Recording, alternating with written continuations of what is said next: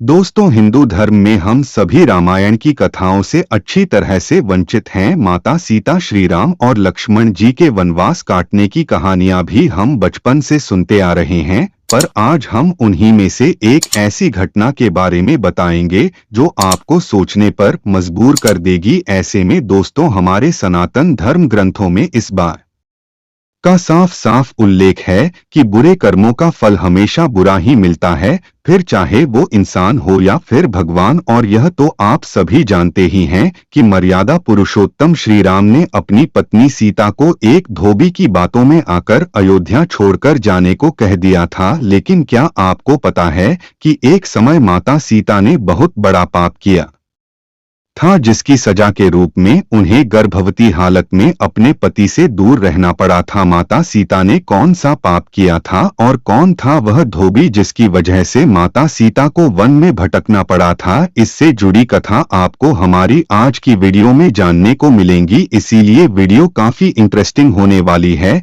इसीलिए इसे बिना केन तक जरूर देखिएगा। दोस्तों, जिस कथा के बारे में मैं आपको बताने जा रहे हैं उसका उल्लेख आपको रामायण में मिल जाएगा। दरअसल रामायण कई भाषाओं में लिखी गई है, ऐसे में अलग अलग रामायण में कई तरह की दंत कथाएं मिलती है, और ऐसी ही एक दंतकथा माता सीता से जुड़ी हुई है, जिसके मुताबिक त्रेता युग में मिथिला नगरी में जनक नाम के राजवंश का राज हुआ करता था। जनक राजवंश के राजा थे। राजा शेर एक बार यज्ञ के लिए जमीन जोत रहे थे। उसी समय जमीन में उन्हें एक छोटी सी कन्या के सुंदर नैन नक्श को देखकर राजा बहुत खुश हुआ, इसलिए उन्होंने उस कन्या को अपनी पुत्री के रूप में ले लिया और यही कन्या सीता के नाम से। जब सीता थोड़ी बड़ी हुई तो एक दिन अपनी सहेलियों के साथ अपने महल के बगीचे में घूम रही थी, तभी अचानक उनकी नजर एक तोते के जोड़े पर पड़ी जो देखने में बहुत ही ज्यादा खूबसूरत है।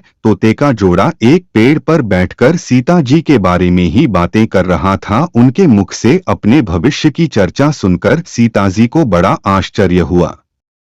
कहते हैं कि उनमें से मादा तोता बोल रही थी कि पृथ्वी पर श्री राम नाम से विख्यात एक बड़े सुंदर राजा होंगे और उनकी महारानी का नाम जानकी होगा। श्री राम देवी जानकी के साथ कई वर्षों तक राज करेंगे। धन्य है वह जानकी देवी और धन्य है वह प्रजा जिन्हें प्रभु श्री राम जैसे राजा। साधारण तोते के लोग से अपने भावी पति का नाम सुनकर माता सीता अचंभित हो गई। उन्हें अपने बारे में और जानने की इच्छा जागृत हुई, इसीलिए माता सीता ने अपने महल के पहरेदारों को बोलकर दोनों पक्षों को पकड़ लिया और फिर दोनों को पुचकारते हुए पूछा, तुम दोनों पक्षों को भविष्य के बारे में इतना ज्ञान कहाँ से प्राप्त हुआ? तब पक्षों ने बताया कि इससे पहले हम ऋषि वाल्मीकि के आश्रम में रहते थे, जहाँ रोज राम और सीता के जीवन के बारे में बताया जाता है, इसीलिए हमें उन दोनों के बारे में हर चीज कंठस्थ याद हो गई है। सीता जी ने जब यह सुना तो उन्होंने सोचा कि दोनों पक्षी तो बहुत ही दिव्य है, क्यों ना मैं इन्हें बहला फुसलाकर अपने जीवन से जुड़ी सारी बातें पूछा। यही सोचकर माता सीता दोनों पक्षों से कहती है कि तुम दोनों बहुत सुन उधर हो, देखो तुम दोनों को डरने की जरूरत नहीं है, मैं तुम्हें कोई नुकसान नहीं पहुंचा हूं कि तुम बस मुझे यह बताओ कि राम काल है और उनका विवाह जानकी से कैसे होगा। तब दोनों पक्षी बताते हैं कि महाराष्ट्र वाल्मीकि रामायण नामक एक ग्रंथ लिख रहे हैं, जिसमें उन्होंने बताया है कि महाशय श्रृंगी के द्वारा किए गए पुत्रेष्टि यज्ञ से प्रसन्न होकर भगवान विष्णु मानव शरीर धारण करके उनके ज्येष्ठ पुत्र के रूप में जन्मे, जो कि प्रभु श्री राम बड़े होने पर श्री राम महर्षि विश्वामित्र और अपने छोटे भाई लक्ष्मण के साथ हाथ में धनुष लिए मिथिला आएंगे और वहां शिवजी के धनुष को तोड़कर जानकी से विवाह करेंगे। इतना सुनने के बाद माता सीता उन दोनों पक्षों को बताती है कि जिस जानकी की तुम लोग बात कर रहे हो वो मैं ही हूं। मैं सीता भी हो और मैं जानकी भी हो, इसलिए तुम बताओ कि मेरे प्रभु श्री राम कैसे दिखते हैं? इस पर न तो होता माता सीता को बताता है कि श्री रामचंद्र का मुख कमल के समान सुंदर है, उनके नेत्र बड़े और खुले हुए हैं। की नाक ऊंची और भुजाएं घुटनों तक जाती हैं, उनका गला शांत के समान है और उनकी सुंदरता का वर्णन करो, उनके गुणों का बखान तो 100 मुख वाला भी नहीं कर सकता है। दोनों पक्षी आदि एक साथ कहते हैं, माता जानकी आप धन्य हैं जो आपको रघुनाथ जी की पत्नी बनने का सौभाग्य मिला है। आपकी जोड़ी तीनों लोकों में सब से अद्भुत होगी। इतना सुनकर देवी सीता उनसे एक सवाल पूछती है और वह तोते का जोड़ा उनके सवालों का जवाब देता है।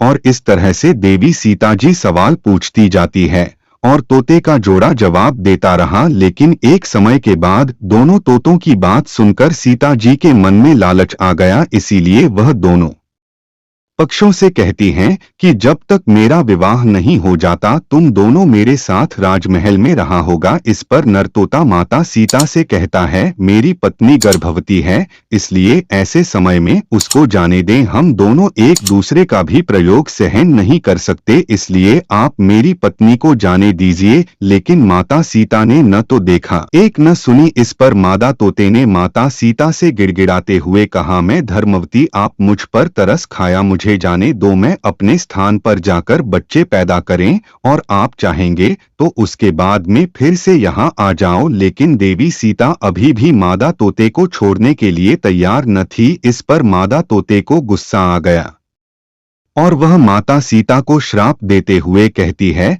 कि जिस तरह तुमने गर्भावस्था में मेरे पति से मुझको अलग कर दिया है, वैसे ही घर व्यवस्था के दौरान तुमको भी पति वियोग सहना पड़ेगा। इतना कहकर मादा तोता वहीं अपने प्राण त्याग देती है। मादा तोता के प्राण त्यागने के बाद नर तोता भी अपनी पत्नी के वियोग में प्राण त्याग देता है।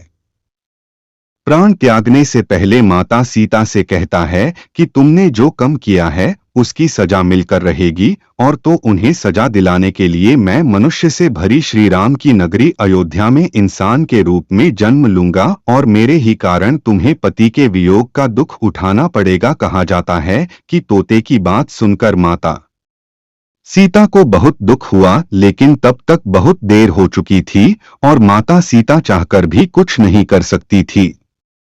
बताया जाता है कि अगले जन्म में यह तोता वही धोबी था जिसने माता सीता के चरित्र पर उंगली उठाई थी, जिसके बाद प्रभु श्री राम ने सीता को घर व्यवस्था के दौरान त्याग दिया था। तब माता सीता वन में भटकते हुए महर्षि वाल्मीकि के आश्रम में पहुंची और वहीं पर उन्होंने लवकुश को जन्म दिया। दोस्तों, देवी सीता के वियोग की एक अन्य कथा विष्णु ने अपना वानर रूपी नारद जी को दे दिया। जब नारद जी राजकुमारी के स्वयंवर में पहुंचे तब पूरी सभा नारद जी के बंदर वाले लुक को देखकर हंसने लगे और राजकुमारी ने भी उनके मुख को देखकर उन्हें वर्णमाला नहीं पहनाया। कहा जाता है कि उसी समय भगवान विष्णु उस सभा में पधारो, जिन्हें देखकर राजकुमारी ने उनको माला पहनाकर यह सब कुछ देखकर नारद जी अचंभित हो था। उन्हें समझ नहीं आ रहा था कि क्यों सब लोग उन्हें देखकर हंस रहे हैं।